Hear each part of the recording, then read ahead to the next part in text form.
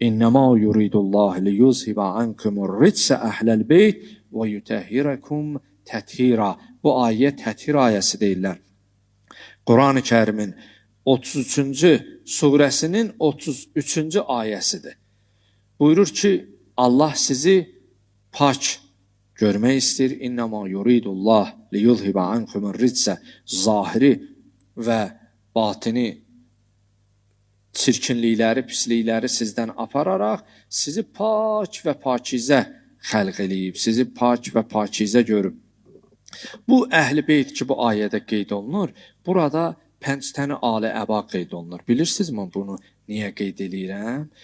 Bu günləri məzhəbimizə o qədər dil uzadanlar var, o qədər insanların fikirlərini şək-şübhəyə salanlar var.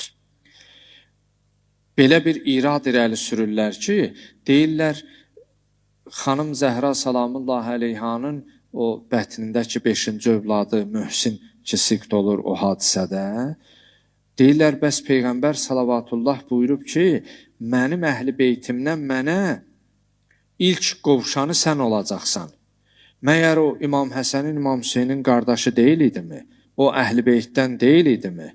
Məyər o Behiş cavanlarının qardaşı, dövrün zamanın imamı İmam Əlinin, dünya və axirət xanımlar xanımı, Xanım Zəhranın balası, Peyğəmbərin nəvəsi deyildimi? Bəs halbuki o əhl-i beytdən ola-ola Xanım Zəhra Salamullahi Aleyhadan qabaq gedibsə, Peyğəmbər Salavatullahın da məşhur kəlamıdır ki, qızım Zəhra, əhl-i beytimdən ən birinci mənə qonaq olan qovuşanı sən olacaqsan.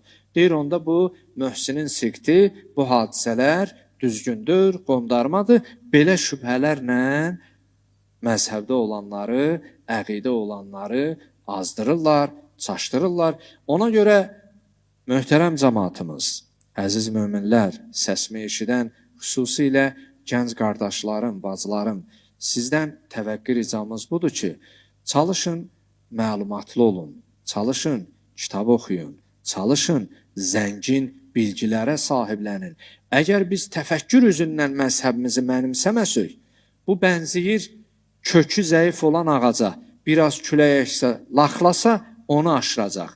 Bu günləri məzhəbini dəyişənlər, müxtəlif təriqətlərə, məzhəblərə düşənlər bilirsinizmi niyə düşür? Çünki həmin o ağacın kökü, bünövrəsi möhkəmdir. Biraz külək əsəndə, yağış yağanda, dibi boşalanda görsən əyilir. Biraz əyləndən, zəif olandan sonra tamamilə aşırır. Ona görə din və məzhəbimizi biz təfəkkür və idrak əsasında mənimsəməliyik. Ona görə biz Əhl-i Beytin məktəbini, onun marifini, elmi və təfəkkürü baxımdan yiyələnməliyik və sahiblənməliyik.